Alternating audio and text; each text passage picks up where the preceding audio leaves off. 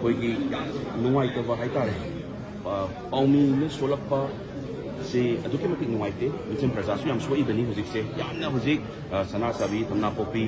ꯑꯇꯣꯞꯄ ꯖꯒꯥꯗ ꯍꯧꯖꯤꯛ ꯑꯦꯇꯦꯛꯁꯦ ꯃꯊꯪ ꯆꯠꯊꯔꯛꯏ ꯉꯔꯥꯡ ꯅꯍꯥꯟꯗꯒꯤ ꯑꯗꯨꯗ ꯑꯩꯈꯣꯏ ꯄꯥꯎꯃꯤ ꯑꯃꯁꯨ ꯍꯧꯖꯤꯛ ꯁ꯭ꯅꯥꯏꯄꯔꯅ ꯄꯥꯜꯂꯒ ꯑꯩꯈꯣꯏ ꯀꯥꯕꯤ ꯌꯥꯝꯅ ꯊꯧꯅꯥ ꯂꯩꯔꯕ ꯏꯝꯄꯦꯛ ꯇꯤꯚꯤꯒꯤ ꯔꯤꯄꯣर्टर अमनी सी हुजिक मयामदा इंफॉर्मेशन पीनिंगबैदमक्ता चटपा रिपोर्टर अमसु हुजिक सोकपा हौरकले अदुना कयाम कुइना खांगिदोइनो अखोइसे चही याम फाजले था फाजलकले फना याम फाजले अदु हुजिक पोकदा अखोइना मेन एजेंडा से अखोइना डाइवर्ट तौनबा सुम पॉलिटिकल के रूलिंग और ऑपोजिशन और अखोइना डाइवर्ट तौनबा सुम तौ लेरेबा हाइबदी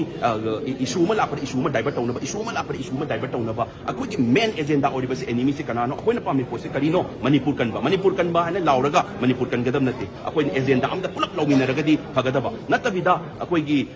अमगी एजेंडा अम पुथोरपदसु अम हेक अखोइना धना चटपा अदई मपानदा केनोम इशू मा तौरे मणिपुर सुक मई चाइंगासिदा अदुदा फोकस तौगेदी लेत्रगा मपानगी इशू मा थोकु मतमदा अखोइ मणिपुर धना चखलपगुंबा सिगुम याम नुंगाइतबा एजेंडा मयाम थोकपसिना अखोइगी एजेंडा अमदा फोकस तौबा ngamdreba एजेंडा अमदा फोकस तौबा ngamdrabnina करिनो पामिबसे